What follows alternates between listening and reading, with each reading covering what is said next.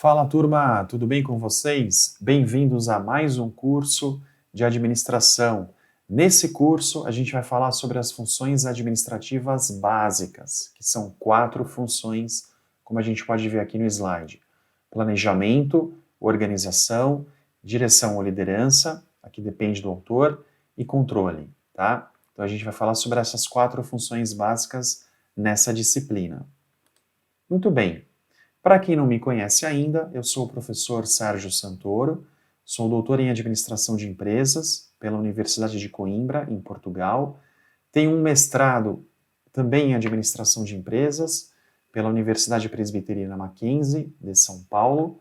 Sou MBA em Recursos Humanos pela Universidade Municipal de São Caetano do Sul.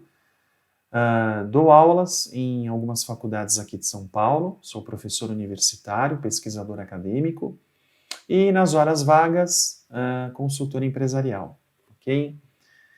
Muito bem, turma, no nosso conteúdo programático, o que a gente vai ver nessa disciplina?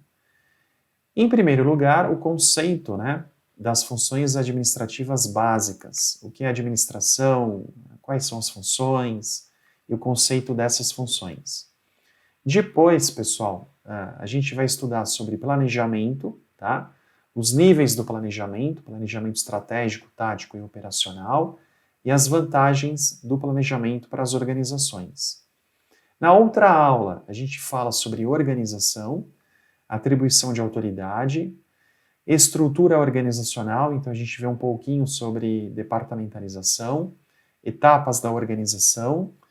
Na outra aula, direção ou liderança, os estilos de liderança, e na última aula a gente fala sobre controle, quais são as etapas do controle, os níveis do controle estratégico, tático e operacional. Então, como a gente pode observar aqui, pelo conteúdo programático, para fins didáticos, a gente dividiu aqui as aulas em função dessas funções administrativas básicas. Tá? Então, na primeira aula, planejamento, depois organização, depois direção e liderança e, finalmente, controle.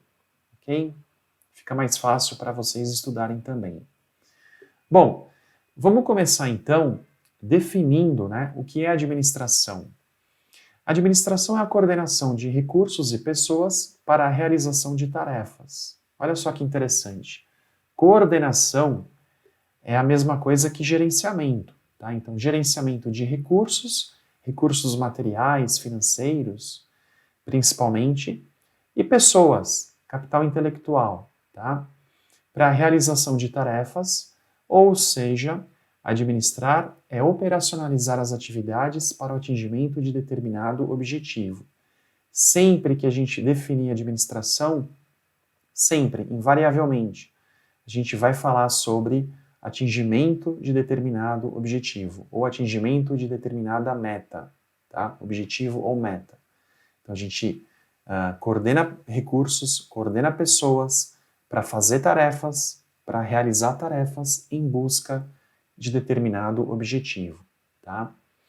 Em outras palavras, administrar é o processo de planejar, organizar, liderar e controlar os membros da organização. E aí a gente cai nas funções administrativas básicas, tá?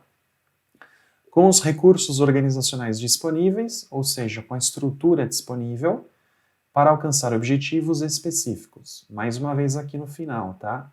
Para alcançar objetivos específicos. Faz parte de todo o conceito de administração.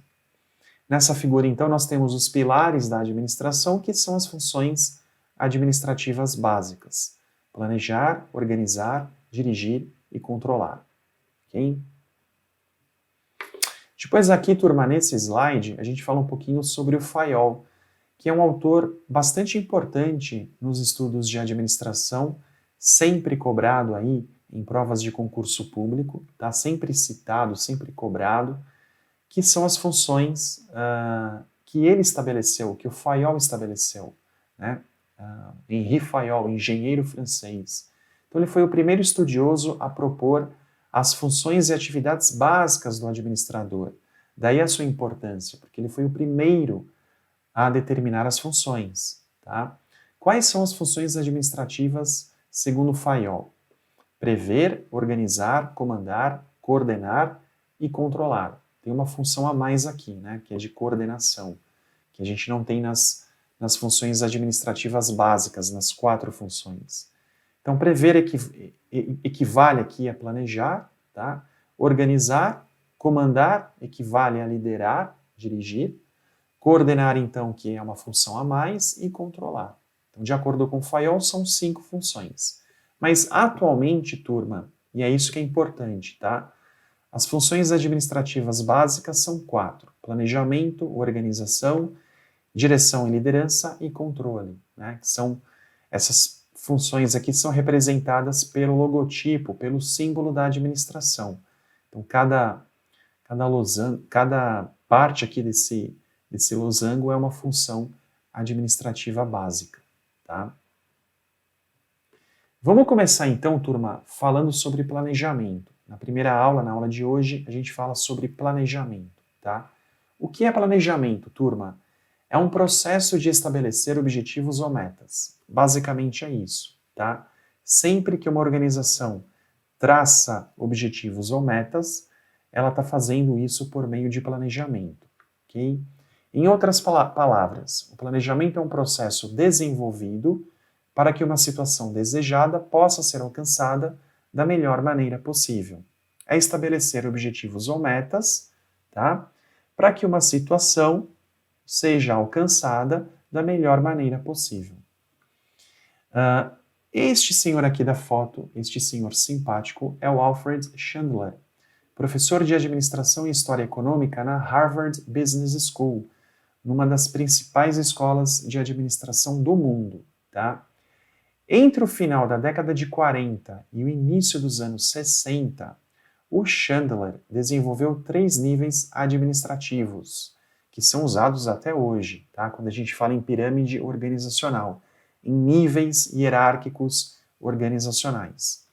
Então ele colocou lá os 3 níveis administrativos: o estratégico, no topo da pirâmide, o tático, na parte de meio aí da pirâmide, tá? E o operacional. Consequentemente, os planos, o planejamento, né? Os planos passaram a ser classificados de acordo com os níveis administrativos principais e a abrangência da organização, tá? Então aqui nós temos 3 níveis administrativos para memorizar: o estratégico, o tático e o operacional. E é sobre isso que eu vou falar daqui para frente. Vou falar sobre planejamento estratégico, planejamento tático e planejamento operacional, finalizando a aula de hoje. Planejamento estratégico, tá, turma? O que é planejamento estratégico? Vamos imaginar a pirâmide organizacional. No topo dessa pirâmide existe o planejamento estratégico. Então, compreende a organização como um todo e a sua relação com o ambiente externo. Então, observa a organização como um todo, considera todos os aspectos da organização e, principalmente, a relação que a empresa tem com o ambiente externo. O que é o ambiente externo? O governo, tá? Os aspectos econômicos, políticos, a sociedade como um todo, os stakeholders, tá? Todos os parceiros da organização. Isso tudo faz parte do ambiente externo, tá? Quem faz o planejamento estratégico? A alta administração, tá? A alta administração é responsável pela elaboração do planejamento estratégico. Então, eu estou falando aqui do presidente da empresa, do CEO da empresa, dos diretores principais. Se a empresa tem uma política de governança corporativa, os membros do conselho de administração, tá, dessa empresa. Então, os principais executivos da organização são responsáveis pelo planejamento estratégico, que é caracterizado por uma visão de longo prazo, ou seja, acima de 5 anos. Só para vocês entenderem um pouco melhor. Visão de curto prazo é até 1 ano, tá? Visão de médio prazo, de 1 a 3 anos, mais ou menos. Acima de 5 anos, a gente fala em visão de longo prazo, que é exatamente a visão do planejamento estratégico, ok? Os planos estratégicos estabelecem os objetivos e a missão da organização, assim como definem estratégias para o alcance desses objetivos, examinando as alternativas existentes e determinando as necessidades de recursos. Então, a gente observa aqui, no planejamento estratégico, que os planos são em relação aos objetivos e à missão da organização, algo maior, né? O planejamento estratégico não está falando aqui sobre as atividades do dia a dia, sobre os departamentos da empresa, nada disso. O planejamento estratégico fala sobre objetivos e missão da organização em uma visão de longo prazo, tá? Ele vai examinar as alternativas existentes, tá? Todas as possibilidades existentes, e vai determinar as necessidades de recursos financeiros e de capital intelectual, de capital humano. Okay? Muito bem. Invariavelmente, quando a gente fala sobre planejamento estratégico, a gente fala sobre análise SWOT. A gente faz análise SWOT quando a gente fala em planejamento estratégico. Tá? Então, a matriz SWOT, também conhecida como matriz FOFA, tá? Que é o termo em português, para forças, oportunidades, fraquezas e ameaças. Okay? SWOT é o termo em inglês, tá? São as iniciais aqui de cada palavra em inglês. Então, o S aqui para strengths, ou forças, o W para weaknesses, ou fraquezas, o O para opportunities, ou oportunidades, e o T para threats, ou ameaças, tá? O que é a matriz SWOT, o que é a análise SWOT dentro do planejamento estratégico? É uma técnica de planejamento estratégico que examina o ambiente interno e externo de uma organização.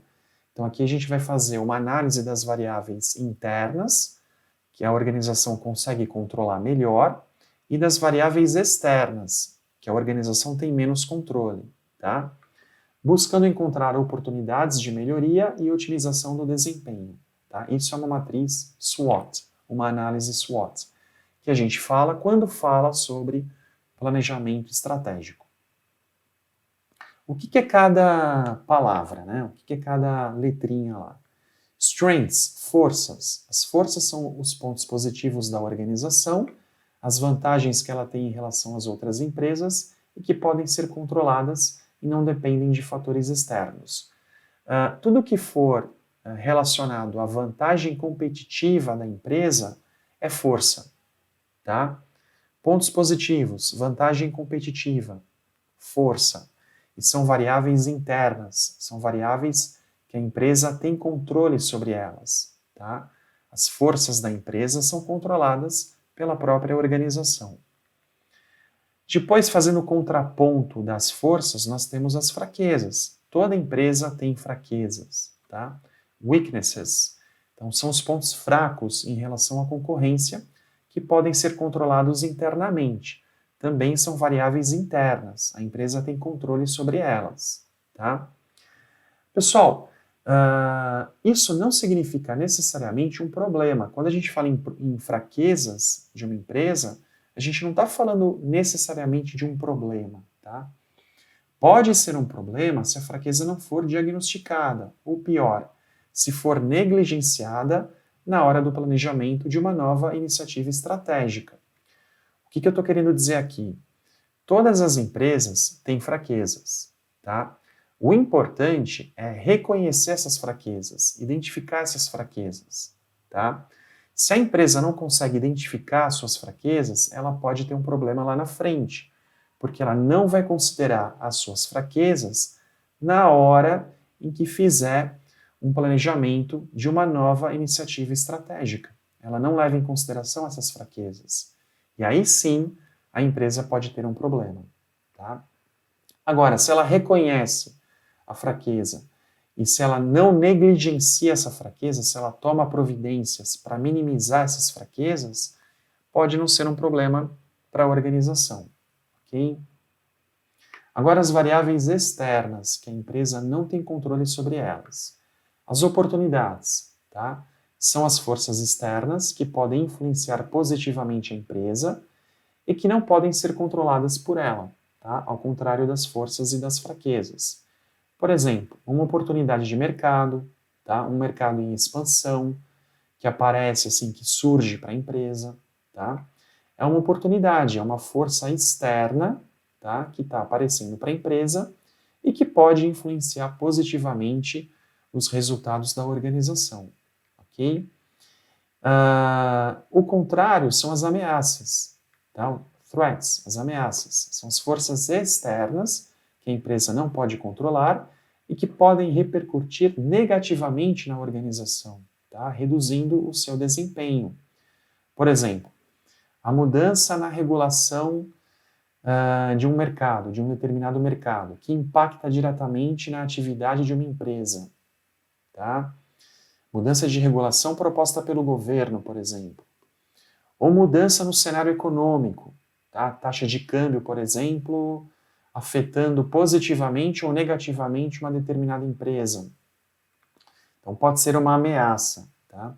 Como a organização não tem poder sobre essas ameaças, não tem como combatê-las, mas pode se preparar para enfrentá-las, por meio do planejamento estratégico, ok? Então aqui a gente tem as variáveis internas, os pontos fortes e pontos fracos. Os pontos fortes são úteis, né, e os pontos fracos são prejudiciais. E as variáveis externas, as oportunidades e as ameaças. As oportunidades sendo úteis e as ameaças sendo prejudiciais. Como é que a empresa faz a análise de SWOT? Ela simplesmente vai preencher aqui cada quadrante com os pontos relacionados a cada um deles. Tá? Então, ela vai colocar os seus pontos fortes, os seus pontos fracos, as oportunidades e as ameaças. Isso dá mais clareza para fazer planejamento estratégico. Tá? Depois de colocar os pontos aqui em cada quadrante, aí a empresa consegue fazer os seus planos a longo prazo, seu planejamento estratégico. Beleza, turma? Agora a gente vai para o planejamento tático, que converte os planos estratégicos em ações mais especializadas. Aqui a gente está falando sobre planos para cada departamento da empresa. Tá? A gente vai falar sobre departamentos como recursos humanos, marketing, produção, finanças e etc. Tá? Quem é responsável pelo planejamento tático? A gerência média, tá? Que é responsável pela elaboração do planejamento tático, que é caracterizado por uma visão de médio prazo, ou seja, entre 1 e 3 anos. Né? No planejamento estratégico, a visão é de longo prazo, acima de 5 anos. No planejamento tático, a visão é de médio prazo, né? De 1 a 3 anos. Os planos táticos otimizam as áreas e departamentos da organização, como a gente viu aqui, né?